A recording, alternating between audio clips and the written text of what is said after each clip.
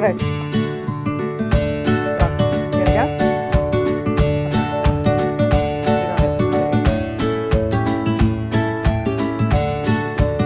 Gosh, my hair is getting so long. Hasn't been cut.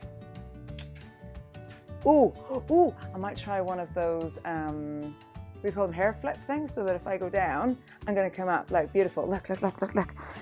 Yeah, oh. Should I try it again? Okay, maybe I've got to do magic spell, potion. Hocus pocus, ivy, well.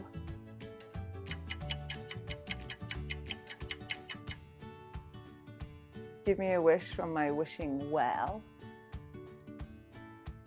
Oh, I don't know. Let's just try one more time. Well, that looks better. Oh, goodness, look at me. For the first time, I couldn't tell you how long. I'm not sure. The last time I actually put on some proper clothes that weren't track pants or pajamas. Let's be honest, I've been living in my pajamas. Changing maybe from day pajamas to night pajamas. I mean, hey, what's the difference? Look, this video may be short and sweet. I might not even actually put this out publicly. It's more just a journal for myself to remember this time. Look, it's been a pretty week. Gonna say it how it is. For a number of reasons. Mentally, I'm not doing so good this week. I've lost my patience quite a few times with my kids. Pretty short-tempered, generally speaking. Grumpy beep comes to mind. But in my defense, Judge, I promise to tell the truth that look, I'm struggling. This is not easy. This is a friggin' nightmare come true. It's the last thing we ever wanted. This is not what we came back to do. The numbers are coming down, which is really, really good. There's a delay in the vaccine. What a surprise. Overall, COVID's just pants. We're in lockdown. We're not allowed to do anything. Plain and simple as that. To add salt to the wound, my nana, my 100-year-old nana, was admitted to hospital 2 weeks ago with suspected septicemia and a urine infection, which is never good with a 100-year-old woman. Unfortunately, that has developed into a severe chest infection, which, of course, in COVID terms, we all panicked, although not COVID, thankfully enough. Yet she took a turn for the worse 2 days ago, of which my father was summoned to the hospital effectively to say goodbye. I was pretty shocked with how I responded because I had thought about it, and I'll be really honest, my nana, and we butted heads more times than not, probably. You know, she'd say something was black and I would say it was white. Nothing's changed there, really. We used to go for walks together, though. She lived beside us for about 12 years, and we used to go for a walk sometimes. And gosh, it used to drive me crazy because if she met somebody, she'd know everybody. We used to go to this place called St. Collins Park in Derry, and she would know absolutely everybody, and everybody would know her, and everybody would want to stop and chat. And suddenly, this half-an-hour walk would turn into an hour, and I used to hate it as a kid. And, you know, ironically, as I talk about that, my children say exactly the same thing about me. So maybe that apple does not fall far from the tree. And I know that my father does exactly the same thing. Be careful what you ask my father, because you need to be prepared for a very long-winded, fully comprehensive answer. So as you can tell right now, I'm quite calm because Nanny's still with us. She's asleep. She's resting peacefully. I got to see her yesterday through the joys of technology. She hasn't been awake for 3 days, and really over the last 2 weeks she's been in and out of consciousness. Although coherent and understanding, her comprehension seemed fine, but yeah, the last 3 days, I just don't know what's going to happen, and it breaks my heart because I feel I feel fortunate that my father can be by her side because she's not in a COVID ward. One person is allowed to sit with her, and they actually thought that she would pass 2 days ago. She hasn't, and Nana being Nana, she will fight, and I know she's fighting. None of the rest of the family can go in, which seems really, really unfair, but ironically, I couldn't be more fortunate for my father to be able to go in. I mean, gosh, the hospital doors are locked to the general public right now. You can't get in for love nor money if you wanted to. And I guess what I actually want to say is huge, huge respect to and empathy to those that have lost anybody in the last guts of a year, pretty much, that haven't had the opportunity to be able to go in and say their goodbyes. It's pretty shitty times, and it's not right. But it reinforces why we need to do what we need to do, and we need to keep our distance, and we need to follow the rules, and we just need to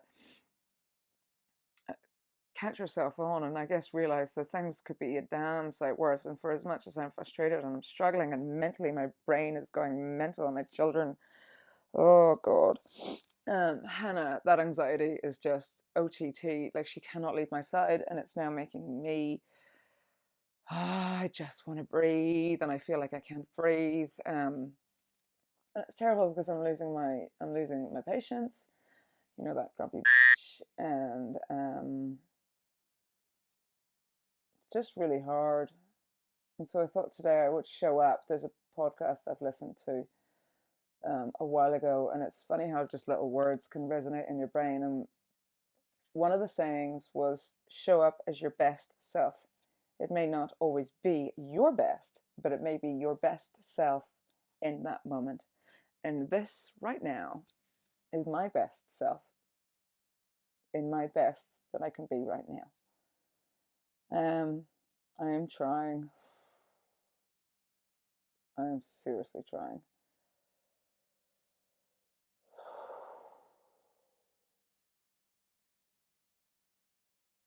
I continue to walk every day. I need it. I feel so much better after walking. It's amazing. I'm actively working on this mindset in this top 2 inches, and I've said it so many times before. I'm on a weight loss app. Oh gosh, here we go. It's like, oh God, here we go again. She's on a weight loss thing. But actually, what makes this one so interesting, and I think working for me, is that it's talking. I mean, I'm not the most brightest light on the Christmas tree, but I'm also not stupid. I know that the intake, it's all about what you eat. It doesn't matter how much exercise you do. It's about what you consume. And for, losing weight, I know the calories and whatever else I need to do. Technically, that's the easy part, right? But it's always been in the top 2 inches. So this app that I'm using at the minute, it's called Nom, and by no way am I being paid to talk about this or anything. So I genuinely mean this. It has blown my mind because it's talking about how you psychologically respond to different things in your life and why eating can be a problem. Like, I am an emotional eater. I eat through my emotions, and I can drink too. I have done a little bit of drinking in the last couple of days to try and settle.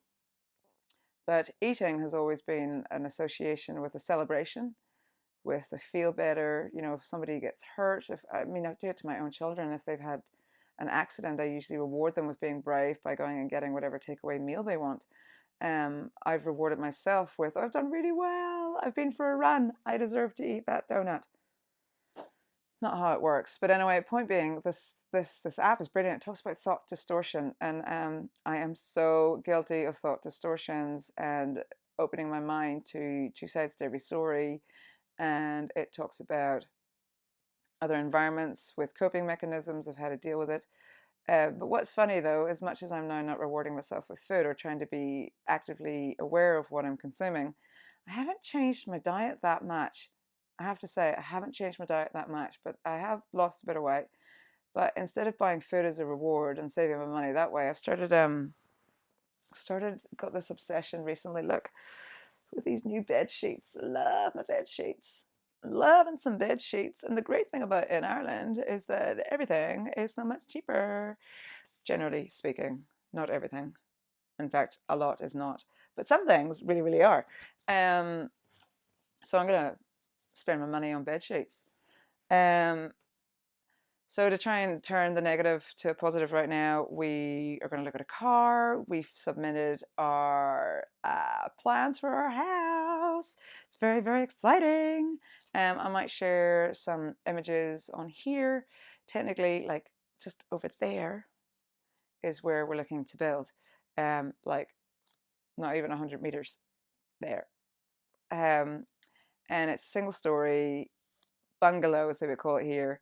We're looking at being fairly inventive in the sense that we're going to use SIPS insulated panels, which is not something that's very common in Ireland. Most houses here are built with brick.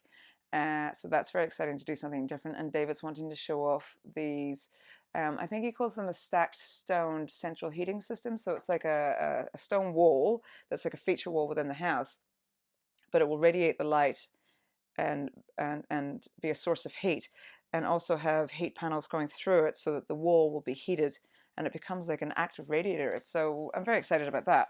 But yeah, it'll be a fairly traditional, hopefully modern, probably more Kiwi style house than it would be Irish style house, but we're looking forward to it, and hopefully we can get that on the road sooner rather than later. But of course, all depends on getting a job, getting a mortgage, getting a job, putting it out there. Really want a job. I'm so desperate. I think that's what's wrong too, is that I'm probably so bored.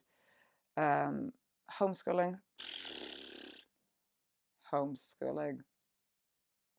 Do you know what? Actually, generally speaking, the kids are doing really, really well. It's probably more me again. Jack's powering through it, or he's starting. I think he's just starting to accept that he needs to do it, and so he does it. Whereas Hannah's being the mischievous drama clown in the corner, acting up. But you know, they're getting there, and by lunchtime it's usually all done, and it's fine. So far, so good. We'll get there. Nobody will be murdered, I hope.